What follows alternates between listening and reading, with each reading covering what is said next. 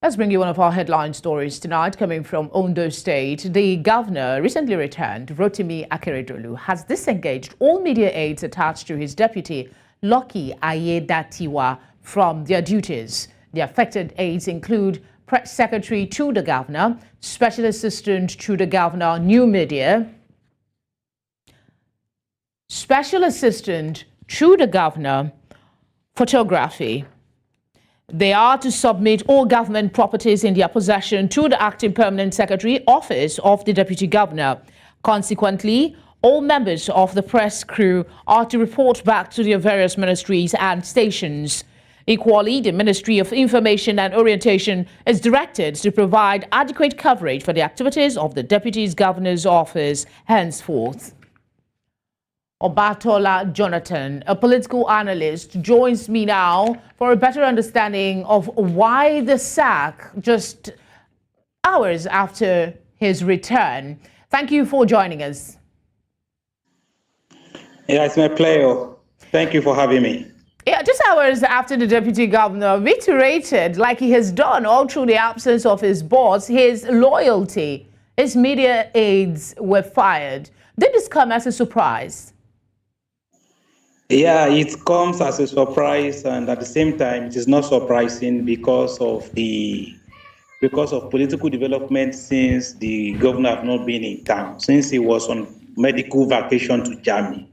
So political development has pointed to the fact that there's going to be cabinet reshuffle, there's going to be a lot of changes whenever the governor is around. And I think this is the first act. I can just describe this as Act 1, Season 1. It is going to be a long week. It is going to be a long month in Ondo State in the political ecosystem. It is expected, as being speculated now across the state, that in a matter of weeks, in a matter of days, even in a matter of hours, the chief of staff to the governor and some other members of the cabinet, people like the commissioners of the state that are members of the executive council, will be relieved of their duties. So persons in Ondo State, citizens are already aware with this rumor, especially with the disbanded media crew of the deputy governor today. So it is pointing to that direction. It is alluding to the fact that we are going to witness a kind of political shake-up in Ondo State. And also there are speculations too that the deputy governor is on the verge of being impeached. Though I don't want to believe that. So a lot of speculation, but you've not really told us what this intrigue is about. We'll be very appreciative if you can tell us, because from outside looking in, one does not see much amiss. So for someone who is there, you would know. Also, add to that, is the governor empowered by the Constitution to carry out such action?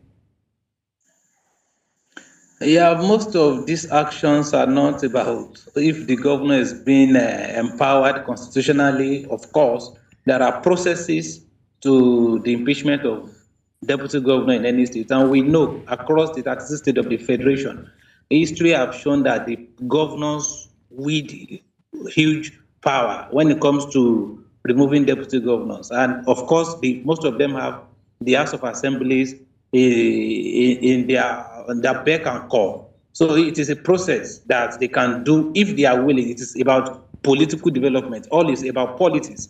So, but do the governor have the constitutional power to disband media crew of deputy governor? Of course, yes, because he was the one that appointed them in the first place. Even members of the cabinet, the executive council, they have been appointed into the cabinet by the executive governor of the state. So it's a power that it is something that have constitutional backing, and that the governors are empowered to carry out such cabinet reshuffle or even disbandment. But Mr. Jonathan, you've spent a lot of time explaining the part about the Constitution, but you still haven't given us the source. So I'm going to try and rephrase that question in another way. And I'll ask you, the deputy governor has been acting governor for some months while the governor was away on sick leave. Would you say this sudden turn of events has anything to do with the deputy's reign as acting governor?